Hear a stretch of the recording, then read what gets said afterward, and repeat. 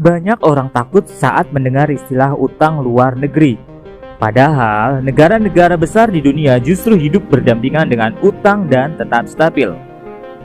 Dengan kurs 16.485 per USD tanggal 23 Juni 2025, Jepang punya utang luar negeri sekitar 5 triliun dolar Amerika atau setara 82.425 triliun rupiah. Rasio utang pemerintahnya mencapai 255% dari PDB. Tapi kenapa tetap aman? Karena sebagian besar utangnya berbentuk obligasi dalam negeri yang dibeli warga Jepang itu sendiri dengan bunga rendah dan dikendalikan langsung oleh Bank of Japan. Amerika Serikat sendiri menanggung utang federal sekitar 36 triliun dolar atau setara 122% dari PDB. Sekitar 31% dimiliki asing, terbesar oleh Jepang, Cina, dan Inggris.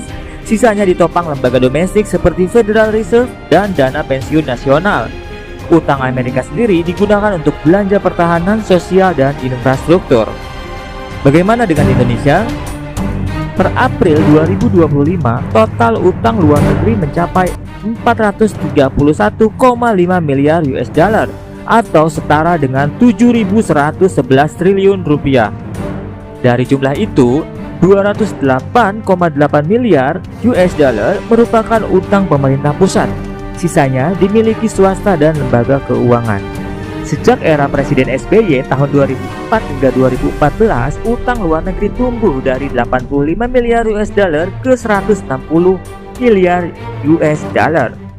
Di masa Jokowi 2014 hingga 2024 naik drastis ke 360 miliar US dollar. Dan kini di awal pemerintahan Prabowo menembus 431,5 miliar US dollar.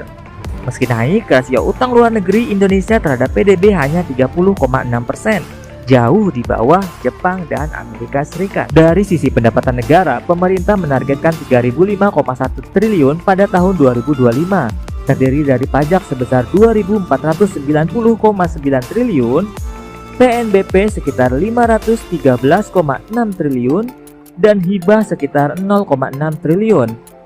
Hingga April 2025, realisasi pendapatan mencapai 810,5 triliun atau 27% dari target.